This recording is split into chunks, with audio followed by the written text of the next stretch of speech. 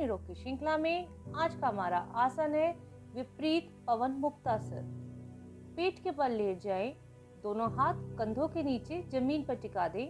सांस लेते हुए सिर और छाती को ऊपर उठाएं, दायां घुटना आगे की तरफ मोड़ें। सांस छोड़ते हुए ठोड़ी को दाएं घुटने से लगाएं। सांस लेते हुए सिर उठाकर दायां पैर सीधा कर दें। इसी प्रकार बायां पैर मोड़कर भी करें। इसके बाद दोनों घुटने मोड़ते हुए सांस छोड़ते हुए माथे से दोनों घुटनों के बीच के भाग का स्पर्श करें। यह एक राउंड है।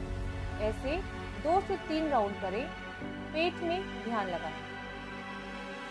इस आसन को करने से कब्ज और गैस्ट्रिक ट्रबल से मुक्ति मिलती है, एसिडिटी कम होती है, उदर हल्का होता है।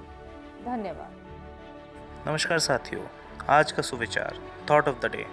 Mistakes are always forgivable if one has the courage to admit them.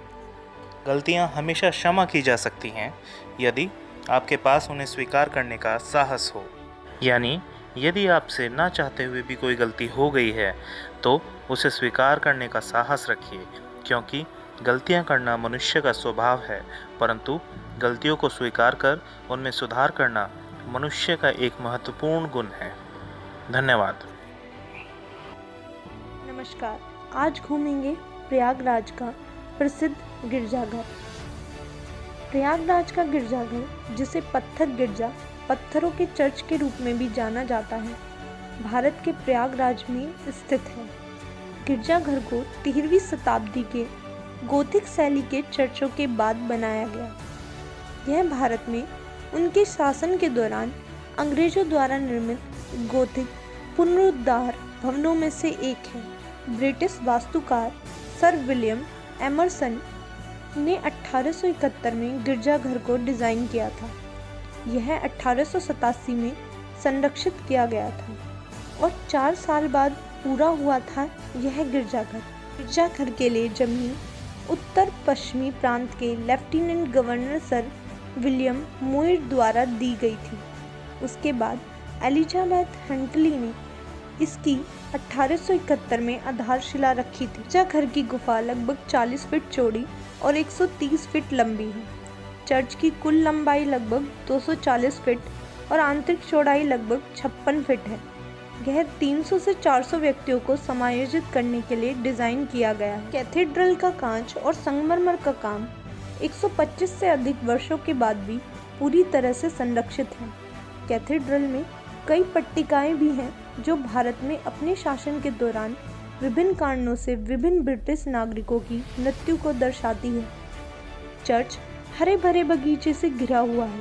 मंच में कारीगरी की एक निहायत ठीक टुकड़ा है। इमारत में संकीर्ण गलियारे भी बनाए गए हैं। वहीं उत्तर में 2 ट्रांसेप्ट्स और दक्षिण में क्रमशः एक वेदी, एक साथ चल, नैव और ट्रांसेप्ट्स और एक पश्चिम के चौराहे पर केंद्रीय टावर है। यह भारत के सबसे खूबसूरत गिरजाघरों में से गिना जाता है। इसे पत्थर गिरजा या पत्थरों का चर्च भी कहा जाता है। धन्यवाद। नमस्कार। सन 1942 में आज़ाद हिंद फौज इंडियन नेशनल आर्मी का गठन हुआ था। 21 अक्टूबर 1943 ईस्वी को सिंगापुर में सुभाष चंद्र बोस ने अस्थायी भारत सरकार आज़ाद हिंद सरकार की स्थापना की। सुभाष चंद्र बोस इस सरकार के राष्ट्रपति, प्रधानमंत्री तथा सेनाध्यक्ष तीनों थे। वित्त विभाग एस.सी. चटर्जी को, प्रचार विभाग एस.ए. अय्यर को तथा महिला संगठन लक्ष्मी स्वामीनाथन को सौंपा गया। In today's learning corner, we will first study about painter. Who is a painter? A painter is a person who paints a house, a building, brush और रोलर की सहायता से हमारे brushes and आदि rollers दीवारों को to पेंट करते हैं। Who is a barber? A barber helps us to manage our hair, gives us a haircut, styles and dresses our hair for us. Barber means नाई, जो हमारे हेयर की cutting, styling और colouring करते हैं। Who is an electrician? An electrician works with electricity.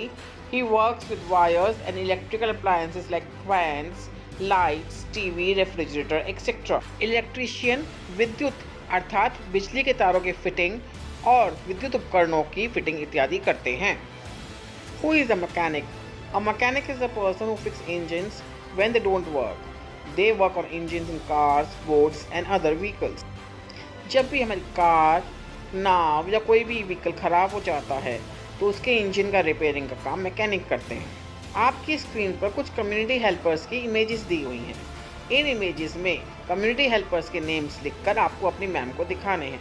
धन्यवाद।